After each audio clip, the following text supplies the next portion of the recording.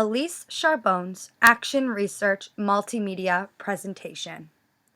I am in Section 9. My Problem Statement. Statement of Core Values and Worldviews. I have a passion for dance and movement, so I believe movement can be a helpful tool to engage students and get them up out of their seats in order to fully learn a lesson. One of my core values is that I want students to be actively participating in their learning. I want to reach out to all the different levels of learners within the classroom. And I believe that by using movement in the classroom will reach out to the multiple learners and better get them to relate to the lesson at hand. I want students to fully embody the lessons through their mind, body, and soul. I will do this by using different classroom approaches where students are up out of their seats and not sitting at the carpet or desks. This will require a more hands-on approach to my lessons, which will hopefully gravitate to the different learners as they will be learning through different activities. My main focus will be integrated movement daily within the learning of the classroom. Using cross-curricular techniques from drama and dance and other subjects will utilize movement education system. In relation to Crosswell's article on worldviews, I will be using the research approach. I will be questioning, using my data collected, using analyzed data, using my interpretations, and the different write-ups and validations I hope to collect in order to relate to my core values and how movement within the education system will help and benefit all learners. My statement of research problem. This research problem identifies how I feel towards the learning within the education system. I state my opinion on how I feel about the various learning styles teachers are faced with throughout the education system.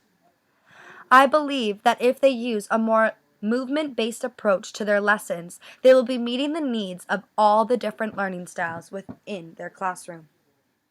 Using scholarly articles, my own teaching reviews, books, and notes I have taken myself, I argue that the use of movement throughout a classroom is a great tool that educators can use to help inspire the different learners in the education system. I believe movement-based learning helps students fully embody the lesson and gets them to actively participate in what they are learning. My research questions are: how can incorporating movement within daily lessons influence and broaden the learning of all students within a classroom? Also, how can this highlight the different learning styles and reflect on the students' learning through their mind, body, and soul in order to better grasp the lessons at hand? Here are some definitions of relevant terms I have used throughout my action research project. Movement. Movement is a change of place, position, or posture. You are not staying in one place, but rather traveling to another. Hands-on activities. Actually doing something rather than learning about it from a book or a teacher speaking. You are being more involved with the use of your hands or touch. You are actively being involved in something. Inquiry. Asking for information or questioning something. Mind, body, and soul integration. Finding more meaning behind whatever it is that you are learning. Feeling a connection through a different lens. Using all of your senses in your body. Senses may include eyes, smell, taste, and touch. You are really embodying what you are doing. Engagement. Being fully aware of your surroundings and fully understanding what is going on. Cognitive. Being cautious and thinking about what is going on around you. Cross-curricular. A teaching style where you involved a mindful effort to apply the knowledge and disciplines of more than one subject, making connections across subjects. And lastly, learning styles identifies that every student has a different way of learning. Some may comprehend, absorb, and process the lesson differently than others. My first literature review will be on an article named Thinking, Feeling, and Relating Young Children Learning Through Dance. This article was published by the University of Melbourne. It is about dance and its connection to students learning through their body's mind, spirit, and environment. It addresses the cognitive, social, and emotional benefits of learning through dance. This article also highlights a preschool dance program that uses this technique to promote active thinking, social engagement, and expressive learning. It examines the role of dance as a form of social support and highlights the practice of participation in order to support young children's voices through their natural movement. This article also relates to my action research question as it answers why movement-based learning is beneficial in the classroom. As stated above, it promotes active thinking, social engagement, and expresses learners. It allows the students to express their learning through their bodies rather than on paper. The second literature review I will be talking about is named Using Movement to Teach Academics, the Mind and Body as One Entity. This is a book that highlights how teachers can integrate dance throughout the curriculum. It looks at dance as movement and not dancing. I was able to use this book to influence my thinking of dance as movement and not as a certain dance style. It states that using movement throughout subjects can give students a chance to use their creative problem-solving skills. This can relate to my action research project question, as it reflects the creative side of different students and their problem-solving skills. This book lists steps educators can take to implement how students can transform academic concepts into actions and dances. It provides examples on how students learn better through actions and embodying the lessons. This book touches on how dance relates to education theories such as cooperative learning and multiple intelligences, brain-based learning, learning styles, and the zone of proximal development. It also provides readers with movement-based lessons for elementary and middle school students. The next literature review is called The Dancing Classroom, Bringing the Body into Education Through the Creative Process. This was a thesis paper that highlights the importance of getting students out of their seats. It talks about how students need more movement throughout their school days, other than recess and physical education. It talks a lot about mind and body experiences through movement lessons. The author is a dance major at the University of Wellington. Talks about how the body should not be ignored when learning in the classroom. The author also views dance as a way of expression and hopes to bring importance to movement in dance throughout the education system. This thesis paper relates to my action research project as it provides evidence that lessons can be learned through expression and movement.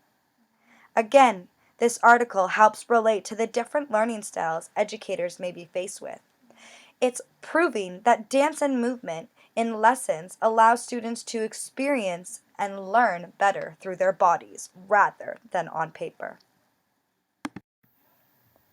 This next literature review is named Education Week. This website had an article that talks about the use of whole bodies while learning. It highlights a way of keeping the arts in the classroom. It informs the reader how a more hands-on approach to activities is a great way to get students to use their bodies within their learning. The article talks about how teaching lessons through dance help grasp a deeper and more complex outcome from the students. The article also relates to my action research question as it highlights how movement-based learning enhances a deeper learning in the classroom through the use of hands-on approaches and full body integration. Dance integration needs to be more recognized throughout school boards. The arts do not get enough time and attention throughout schools. There should be more use of movement to create different meanings of lessons. Lastly, this article looks at how tasks can be represented metaphorically. This last literature review is a Journal of Curriculum Studies. This website article talks about art integration. It specifies that teaching specific art forms and core academic subjects is a great way to get students moving and learning at the same time. The data is collected from a secondary school in Singapore. It touches on lessons relating to outer space and how it can connect to the concepts of various art forms and movements. There are examples of curriculum materials, lesson plans, student-teacher classroom interaction, and student productions. Students were able to create their own interdisciplinary performances using their research and movement to present their findings. The lessons have lots of examples of curriculum freedom and highlight the big idea of a unit plan and a meaningful level of integration. This article was helpful in the sense that it provided hints and conversations between the students and the teachers on movement-based lessons.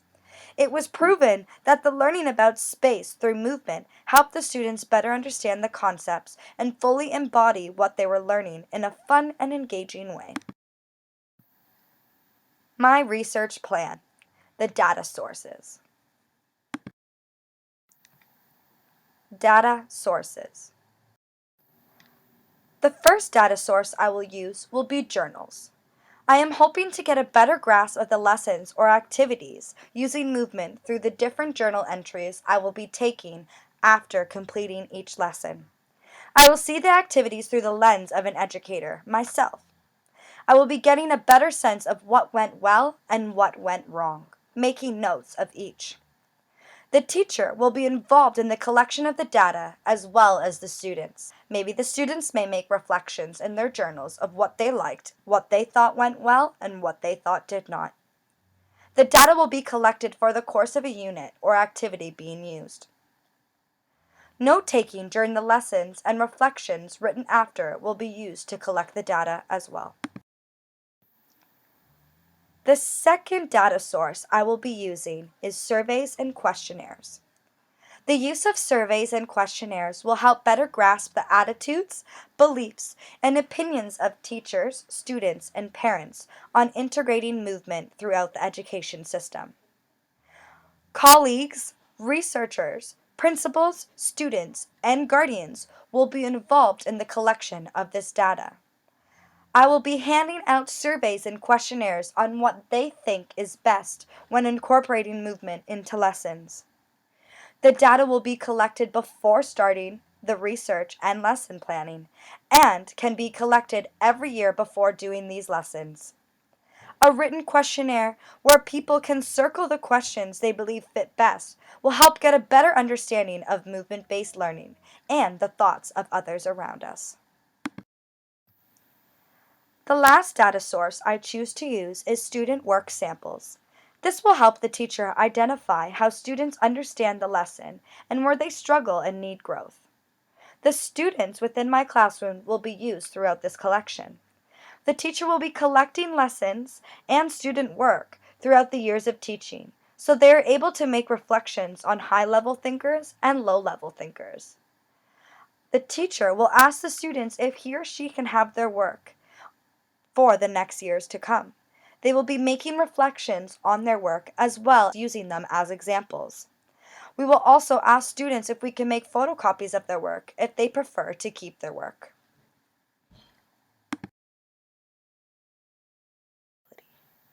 Triangulation, validating, and reliability. Surveys/questionnaires. To see how colleagues, students, family members, and principals feel about the way of learning, taking into consideration what they may suggest to make the learning more enjoyable and better grasped. Teacher journals and reflections, making notes during lessons and reflecting on what went well and what not so well. Student work samples, to see various work examples of the students through the pictures and videos of what they have presented and learned. This will help the educator understand where some students may be during these lessons. Participants and setting. Where will I collect the data from? I hope to use the data collected in my placements and the notes I have taken on the activities I have tried throughout my blocks. I have also used literature sources to give me guidance and information on ways I can incorporate movement into my lessons daily.